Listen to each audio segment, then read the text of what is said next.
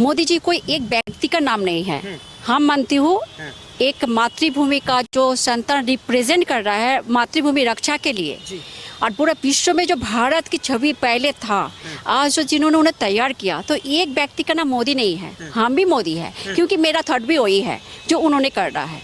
और जब हम आज़ादी की लड़ाई लड़ते थे ना, माने जो हमारा परंपरा, हमारा जो पुरखों ने किए हैं, वंदे मातरम बोल के जो एक झंडा लेके आगे बढ़ा, अगर उसको गोली लगा तो दूसरे ने आके झंडा आगे कर दिया।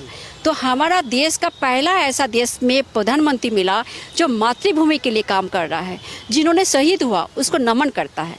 और आप बोलते हो कि मोदी जी सबसे बड़ा, अभी आप सीनियर से पूछ रहे थे कि संविधान रक्षक कोई बना है, हमें तो ये बोलते हैं कि आज तक 80 साल ही मानते हैं या 75 साल ही मानते हैं जो काम हुआ।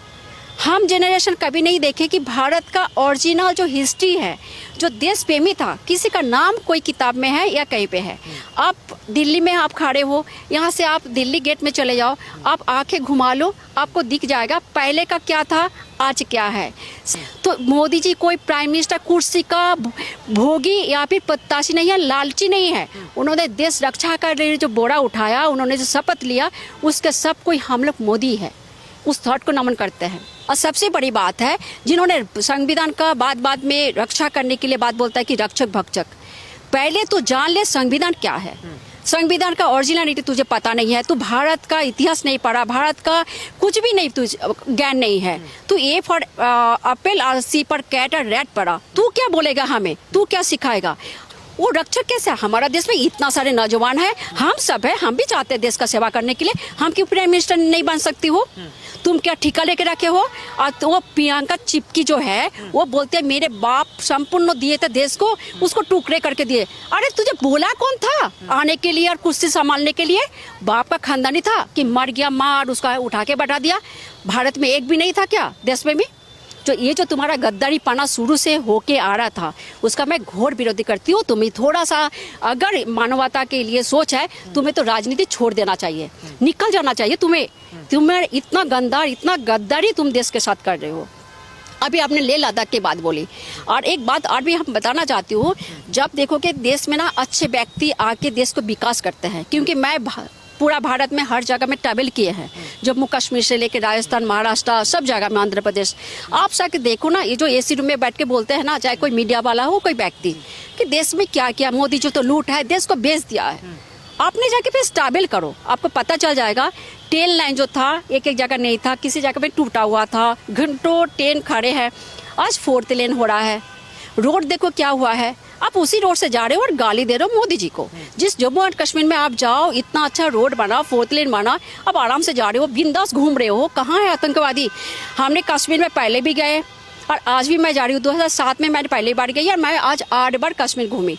और अभी जो जाती हूँ ना 10, 11, 12 बजे, वही लाल चौक में बिंदास घूमती हूँ, बैठ के बात करती हूँ। कैसे परिवर्तन आया और कौन करा रहा था? तो शैतान जो है ना, तुम शुरू से शैतानी हो, और शैतान को अच्छा आदमी का काम अच्छा नहीं लगता। जब देशवासी को ये समझना चाहिए, उसको सच्चा इतिहास पढ़ना चाहिए। जो संविधान का कुछ भी नहीं जानता, भारत का संस्कृति, भारत का इतिहास कुछ भी नहीं पता, भारत का रक्षा की बात बोलते हैं। तेरा खानदान किसी ने किया क्या? आप भूल जाओ, इतना बड़े बड़े मैटर है ना, उसको लेके सब कोई बात करता है। जब हमारा कोलकाता का जो फुटबॉल ओलंपिक तक फाइनल में पहुंचा था, शायद ये बहुत जन को पता नहीं था। उस समय नेहरू ने अपना ऐश मौज करते थे, गर्लफ्रेंड बोलो कुछ भी बोलो, लंदन में कुछ ऐश मौज कर रहे थे। उस टीम को जब वहाँ पे बुलाया था कि उसको खेलने जाना था, उसको एक जूता तक नहीं मिला था। कोई जो व्यक्ति था ना, जो लीग हुआ था, लीग में जो फाइनल में उन्होंने सिलेक्ट हुए थे, नंगे पैर था। और आपने क्या बोला था, फाइनल जाओगे नहीं, विश्व में हमारा छवि खराब होगा। तुमने गिलास में वाइन पी रहे हो लड़कियों के साथ, ये देश का छवि है क्या? जिस मातृभूमि के लिए एक जो आपने को समर्पण कर दिया, उसका कोई इज्जत रखे क्या आज तक कोई प्राइम मिनिस्टर? मैं खुलेआम बोलना चाहती हूँ कांग्रेसियों को, ये लोग घोर विरोधी है, कोई देश प्रेमी है, कोई देश प्रेमी नहीं है, सब देश की लूटने वाले हैं। अगर है तो सही में आप देश का बात करते, कभी किसी को नहीं बोलते, मिल के काम करते। देश प्रेमी डेफिनेटली देश प्रेमी है, ये कोई पूछने वाली बात है? ये पूछने वाला नहीं है। जिन्होंने उन्होंने सत्ता का लालची नहीं रखा, ना लालच में कुछ भी किया। उन्होंने पहले ध्यान किया, उन्होंने ऋषिकेश में अपने को समर्पण किया, ऋषियों के सामने, जो परंपरा के सामने, और उसी को आज देश में सब जगह में उन्होंने प्रचार प्रसार किया। उनका व्यक्तित्व जो है ना, उससे जो खान है ना, राहुल खान, उसको कहीं जन्म लग जाएगा उसका धूल की एक कणा बनने के लिए। बाकी तो भूल ही जाओ कुर्सी के बारे में। मोदी बनना कोई आसान बात नहीं है, वो कोई व्यक्ति नहीं है। उनका पर्सनालिटी, वो ऋषि परंपरा को रिप्रेजेंटर है। तब जाके आज भारत पूरा विश्व में एक जगह है जो दूर से आगे, पीछे से अमेरिका, चाइना आगे भी हैंडशेक करने के लिए तरस रहा है। तो कुछ तो है उसमें, उस व्यक्तित्व के लिए जो पूरा भारत का, हम सब का रिप्रेजेंट कर रहे हैं उन्होंने। तुम्हें क्या पता मोदी प्रेमी क्या है? पहले तो तू पहले जान देश क्या है। मातृभूमि के लिए कौन कौन आपने को समर्पण किया, कुर्बानी किया, देश के लिए समर्पित होकर खत्म हो गया, कितना मांग उजड़ गया। अभी तक कोई कांग्रेसी ये बात को लेकर नहीं बोला। अभी जो कोलकाता फाइल फिल्म आया, एक स्टेटमेंट सुने हैं क्या किसी से? क्यों नहीं बोला? क्योंकि इनडायरेक्ट डायरेक्ट तुमने करवाया था। अगर देश का प्रेमी होता नेहरू, और वो चाचा, देश का चाचा बन के बच्चे को दिल जीतने के लिए चाचा बोल दिया, कोई फादर बना, पिता बना, हम तो ये बोलेंगे कि तुम सही में देश रक्षक होते। जिस तरह से तुमने जो षड्यंत्र करके तुमने प्राइम मिनिस्टर बना था नेहरू ने, वो लायक था क्या? हाँ, वो तुम लायक था क्या? हाँ, और जितना जो युद्ध हुआ, उस युद्ध का सही कारण क्या था, या तुमने प्री प्लानिंग किया? बांग्लादेश का जो भी 72 का हुआ था, उसका भी सच्चा इतिहास पढ़ो, तब पता चलेगा। चाय पीते हुए प्लान किया, अरे मेरे तो उन्होंने 3-2 युद्ध किया था, चलो हम भी लड़के क्रेडिट लेते हैं, आयरन रेड्डी बन जाता है। अरे हमारे देश में बहुत आयरन रेड्डी है। तो इसीलिए सच्चाई को उजागर कर सच्चाई को जानो। मोदी जी अगर सबका साथ, सबका विकास नहीं करता, तो आज जो है ना, रेशन सबको नहीं मिलता, जो नहीं मिल रहा था। एक आधार कार्ड से पता चला कितना आदमी फेक सैलरी उठाता था, जो मर गया उसका नाम से भी, और कितना फैसिलिटी हुआ सबका सामने, वो एकदम क्लियर है। और जो मोदी जी से प्राइम मिनिस्टर नहीं मानती हूँ, आज भी मैं मानती हूँ देश का सच्चा मातृभूमि रक्षक है। जो मातृभूमि के लिए उन्होंने हमेशा वही बोलता है, मैं भी वही बोलती हूँ। इसलिए मैं उनको वंदन करती हूँ कि आज आज़ादी के बाद, मानो कि मोदी जी आने के बाद हम ये महसूस करते हैं सही में आज़ाद हुआ, एक प्राइम मिनिस्टर मिला हमारा देश को रक्षा के लिए, विकास के लिए, जो उन्होंने विकास की ओर ले जा रहा है, विकास किए भी है।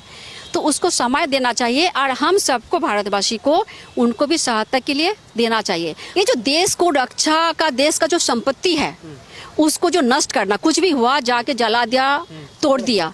मैंने इसके ऊपर एक चीज बोलना चाहती हूँ कि अगर सुप्रीम कोर्ट सोया हुआ है तो उसको भी आँख खोल के देखना चाहिए। भारत का, देश का कोई संपत्ति किसी बाप का नहीं है, वो मातृभूमि का है, ठीक है ना? मोदी का है ना, कांग्रेस का है, किसी का नहीं है, हम सब का है। जो भारत भूमि से प्रेम करता है उसका रक्षक है। हम बोलते कुछ भी बात हो तो तुम अपना बात रखो ना, सरकार के सामने रखने का तरीका होता है तुम, लेकिन तुमने देश का गाड़ी जला देना, संपत्ति को जला देना, किसका बाप का है वो? हाँ, किसी के बाप का तो है नहीं, तो तुम जलाने वाले कौन होते हो? तुम इसका मतलब देश का गद्दार हो, देश का गद्दार हो। मातृभूमि से अगर प्रेम होता तो माँ की संपत्ति का कोई भी एक चीज भी हम नहीं करेंगे। चाहे मुझे भूख लगा, मैं चिल्लाऊंगी, रोऊंगी, मांगूंगी, ये नहीं कर। संपत्ति को डैमेज करने का किसी को हक नहीं, एक हक नहीं यार। इसके लिए कड़ी से कड़ी कानून बनना चाहिए। अगर किसी ने किया, अब आजकल A1 आ गया, कैमरा का दुनिया हो गया, इसको आइडेंटिटी करके उसके ऊपर उतना ही पनिशमेंट करना चाहिए ताकि आगे कभी कतई इसके बारे में ना सोचे। और एक बात बोलना चाहती हूँ कि एक तो ये हो गया, और एक तो बात ये बोलना चाह रही थी कि ये जो नेता लोग इलेक्शन के समय, अभी बिहार का इलेक्शन आ रहा है, जब भी इलेक्शन आता है बड़े बड़े बात बोलते हैं, मैंने ये दो दूंगी, मैं वो दे दूंगी। कभी केजरीवाल बोला दिल्ली में बास फ्री कर दूंगी। कोई भी चीज प्रोडक्ट होता है ना, उसके लिए कुछ पैसा लगता ही है। तुम अपना जेब का सैलरी किसी को नहीं दे रहे हो, अगर देना चाहते हो तो सैलरी अपना जो ओन है उसके लिए दो। आज राहुल और फलना तीसरा सब कोई बहुत कुछ बोलते हैं ना, उसका एक गरीब के लिए सोच है ना, तो अपना सैलरी जो पैसा है वो जाके बांट दे सबको, मैं मान लूंगी। फ्री में किसी को नहीं देना चाहिए, कोई गवर्नमेंट फ्री में दे, फ्री में दे। अगर मेरा ये फोन अपने से खरीदा हुआ है ना, मैं फ्री में किसी को दे दूंगी। मेरा कपड़ा है मैं खरीदा हूँ, वो मैं दे दूँ। तुम्हारे सैलरी से जो मिलता है ना, तुम्हारा अपना चीज तुम दो। तुम भारत देश का जो एक एक चीज को जो रिप्रेजेंट करता है, जो एक एक मेंटेनेंस करता है, तुम वोट के लिए कैसे बोलते सकते हो कि हम ये फैसिलिटी देंगे, बिजली देंगे? बिजली फ्री में बन रहा है क्या?